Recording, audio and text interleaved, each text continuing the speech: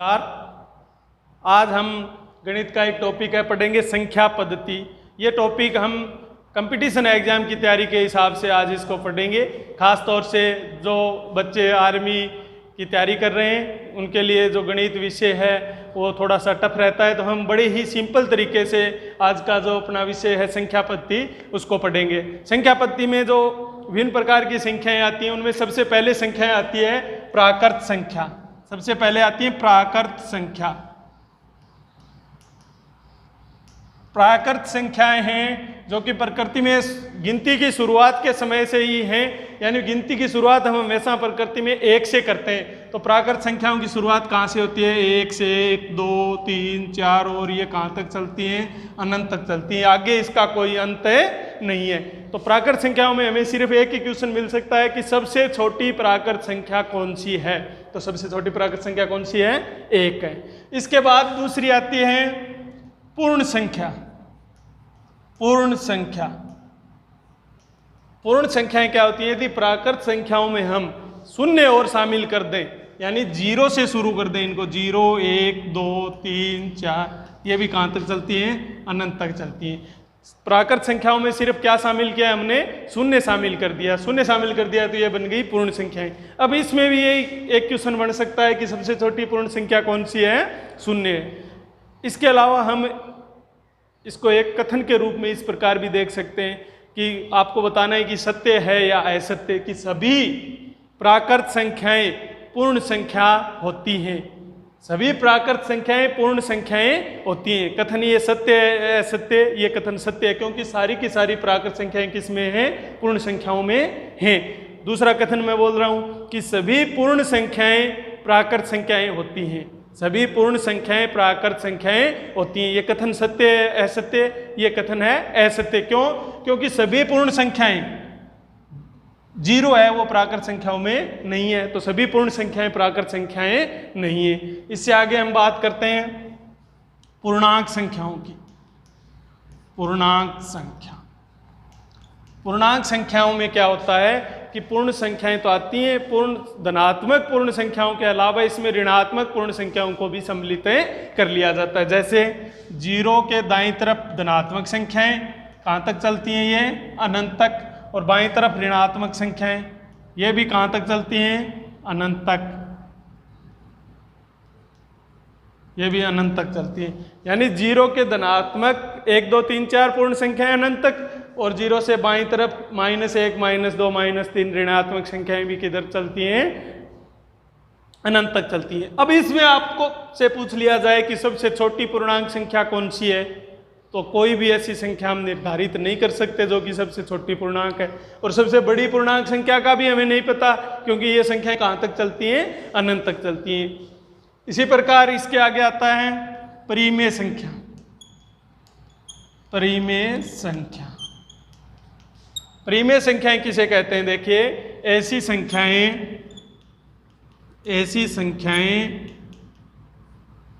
जिन्हें P/Q के रूप में लिखा जा सकता है।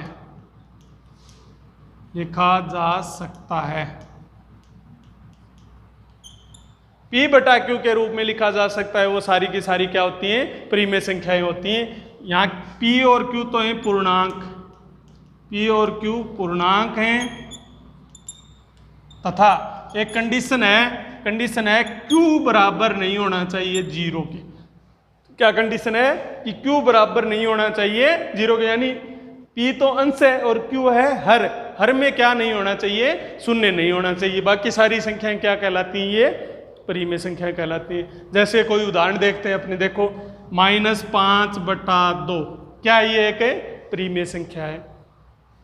0/3, ये भी क्या है? एक परिमेय संख्या है। 3/0, ये परिमेय संख्या नहीं है। क्यों नहीं है? क्योंकि इसमें हर में क्या आ रहा है? शून्य आ रहा है। हर में शून्य आएगा वो संख्याएं परिमेय संख्याएं नहीं होती। इसी प्रकार अपरिमेय संख्या,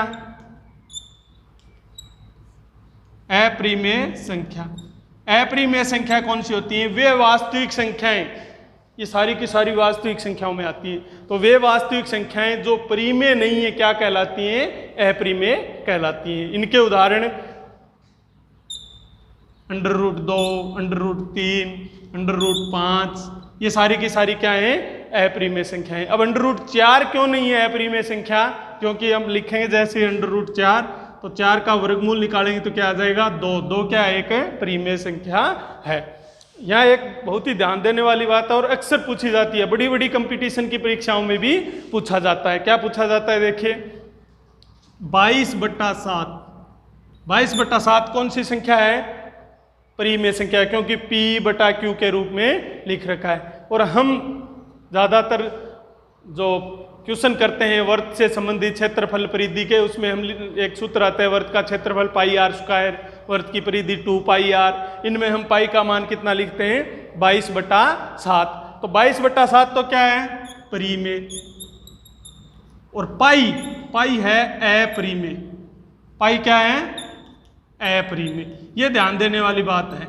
कहीं हम ये सोच लें कि 22/7 परिमेय है तो पाई भी क्या होगा? एक परिमेय संख्या होगी। पाई क्या है? एक है अपरिमेय संख्या है, क्योंकि पाई का जो वास्तविक मान है वो 3.14 और ये आगे अनंत तक चलता रहता है। अभी दशमलव के आगे तक कोई 100 अंकों तक, 150 अंकों तक, 1000 अंकों तक ज्ञात कर लिया है और वो इसका कोई अंत अभी तक नहीं आया। तो इस प्रकार हम पाई के बारे में बता सकते हैं कि पाई क्या है? एक अपरिमेय संख्या है। तो ये तो थी सारी की सारी, ये मिलके क्या कहलाती हैं? वास्तविक संख्याएं कहलाती हैं। और इनके अलावा दूसरी भी संख्याएं होती हैं जो कि काल्पनिक संख्याएं होती हैं। काल्पनिक संख्याओं के बारे में ये है कि ये हमारे छोटे लेवल तक नहीं पूछी जाती हैं, तो हम सिर्फ वास्तविक संख्याओं के बारे में ही अध्ययन करेंगे। इसके बाद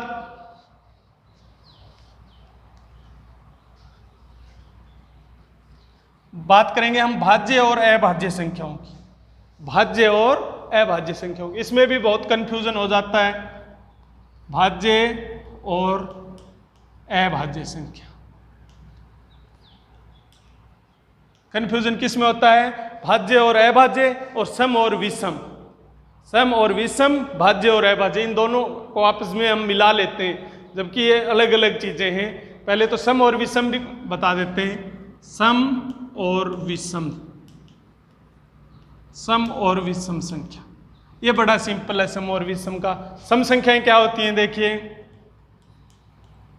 सम संख्या, सम संख्याएं वे संख्याएं होती हैं, परिभाषा में हम कह सकते हैं कि जिनमें 2 का पूरा पूरा भाग जाता हो। या हम ऐसे भी इसकी परिभाषा दे सकते हैं कि ऐसी संख्याएं जिनमें इकाई का अंक 0, 2, 4, 6, 8 हो, सम संख्याएं कहलाती हैं। हमें भाग देने की भी जरूरी नहीं पड़ेगी, हम सिर्फ इकाई का अंक देखेंगे। और इकाई का अंक क्या है? 0, 2, 4, 6 और 8। यदि ये इकाई के अंक हैं तो वो कौन सी संख्याएं होंगी? सम संख्याएं होंगी। और विषम संख्याएं कौन सी होती हैं? वे संख्याएं जिनमें 2 का पूरा पूरा भाग नहीं जाता है, विषम संख्या। विषम संख्या कौन सी होंगी? जिनमें कि 2 का पूरा पूरा भाग नहीं जाता है। या हम ऐसे कह सकते हैं कि वे संख्याएं जिनका इकाई का अंक 1, 3, 5, 7, 9 हो, वे सारी की सारी क्या कहलाती हैं? विषम संख्याएं कहलाती हैं। तो हम सिर्फ इकाई का अंक देख के भी पता कर सकते हैं कि सम और विषम कौन सी हैं, या हम 2 का भाग देख कर भी पता लगा सकते हैं कि सम और विषम संख्याएं कौन सी हैं। तो बड़े सिंपल सी है इनके बारे में। तो अब बात करते हैं भाज्य और अभाज्य संख्या की।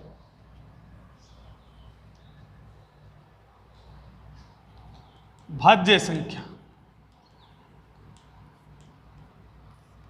भाज्य संख्याएं वे संख्याएं होती हैं जिनमें एक और सैव संख्या को छोड़कर किसी अन्य संख्या का भी भाग जाता हो, वो संख्याएं क्या कहलाती हैं? भाज्य संख्याएं कहलाती हैं। यानी ऐसी संख्याएं जिनमें संख्या खुद को छोड़कर और एक को छोड़कर किसी तीसरी संख्या का भी भाग जाता हो, उसे हम बोलते हैं भाज्य संख्या।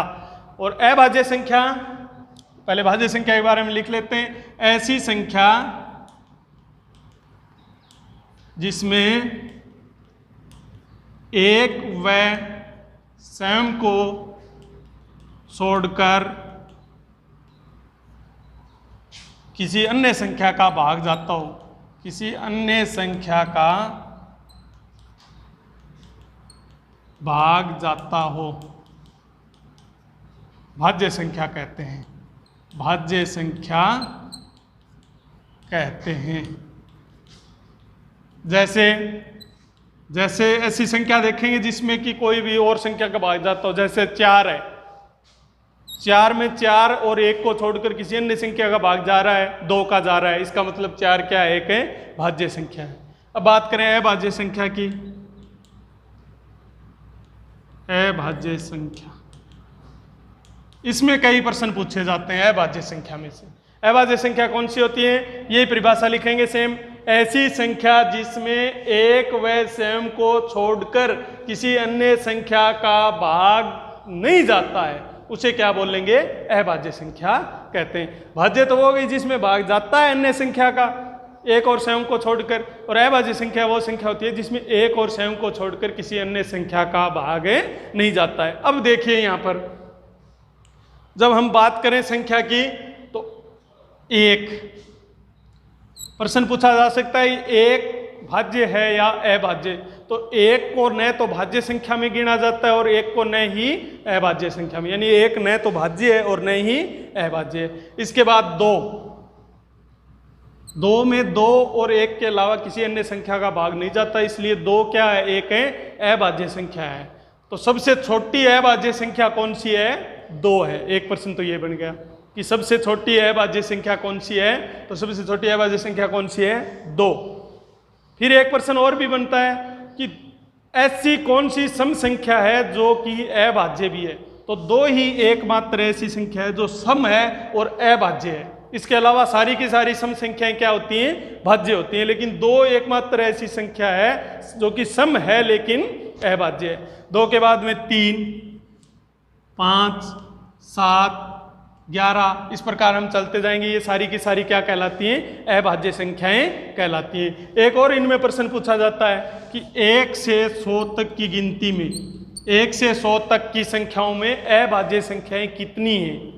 ये बहुत ही कई बार ये प्रश्न कई कंपटीशन की परीक्षाओं में पूछा जाता है। तो 1 से 100 तक की संख्याओं में कुल 25 अभाज्य संख्याएं होती हैं। तो 1 से 100 तक की गिनती में कुल कितनी अभाज्य संख्याएं होती हैं, 25 अभाज्य संख्याएं होती हैं। अब मैं आपको ये तरीका भी बता सकता हूं कि अभाज्य संख्याएं किस प्रकार हम ज्ञात करें कि 1 से 100 तक की गिनती में कौन कौन सी 25 अभाज्य संख्याएं। तो इसके लिए एक सिंपल तरीका है, 1 से 100 तक की गिनती में यदि आप अभाज्य संख्याएं ढूंढनी चाहें तो हम पता कर सकते हैं कितनी तक की जांच है। हमें क्या करना होगा, ब्लैक अपनी कॉपी में गिनती लिखनी होगी।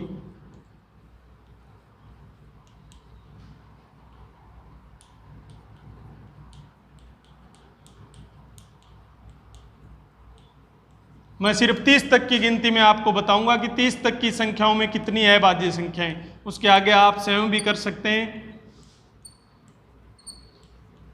हम ये देखेंगे कि 1 से 30 तक की गिनती में कितनी अभाज्य संख्याएं, वही तरीका 100 तक आप चालू कर सकते हैं। आप 100 तक की गिनती लिख लीजिए। अब देखिए 1 है, इसको एक बॉक्स में बंद कर दीजिए। क्यों, क्योंकि ये न तो भाज्य है और न ही अभाज्य है। अब हम जितनी भी अभाज्य संख्या है उस पर राउंड करते जाएंगे और भाज्य संख्याओं को क्रॉस करते जाएंगे। तो 2 का हमें पता है कि 2 में किसी का अन्य संख्या का भाग नहीं जाता है, 2 और 1 के अलावा, तो ये क्या है, अभाज्य संख्या है। तो इस पे हमने राउंड कर दिया, एक अभाज्य संख्या पकड़ ली हमने। अब देखिए इस 2 का जिन जिन में भाग जा रहा है उन सबको काट दीजिए। 2 का भाग 3 में नहीं जा रहा, 4 में जा रहा है, काट दीजिए। 5 में नहीं जा रहा, 6 में जाता है, काट दीजिए। 7 में नहीं जा रहा, 8 में जा रहा है, 9 में नहीं जा रहा, 10 में जा रहा है, 11 में नहीं जा रहा, 12 में, 14 में, 16 में, 18 में, 20 में, 22 में, 24 में, 26 में, 28 में, 30 में, ये सारी की सारी भाज्य होगी क्योंकि 2 का भाग है इसमें जा रहा है। फिर देखो 3 ये अभाज्य है, जो बचेंगी वो अभाज्य बचती जाएंगी। अब इनमें 3 का भाग दे दीजिए जिनमें जा रहा है।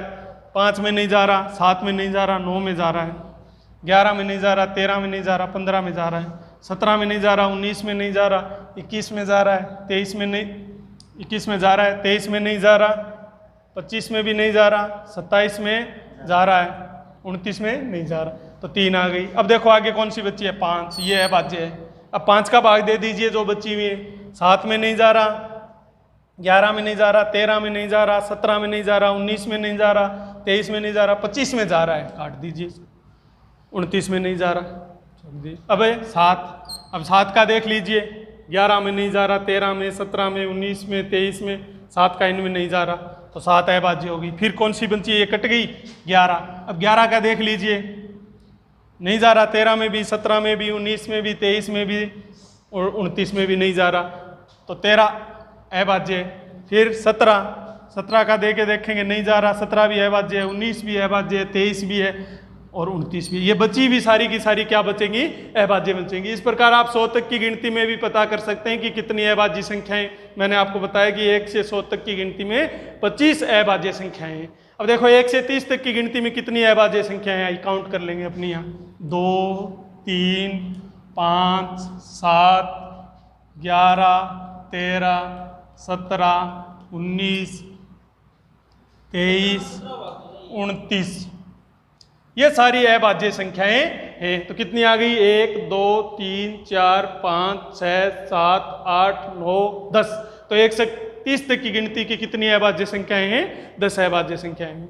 तो इस वीडियो में हमने संख्यापत्ति के बारे में पढ़ा है। अगले वीडियो में नेक्स्ट आपका अगला टॉपिक किया जाएगा। धन्यवाद।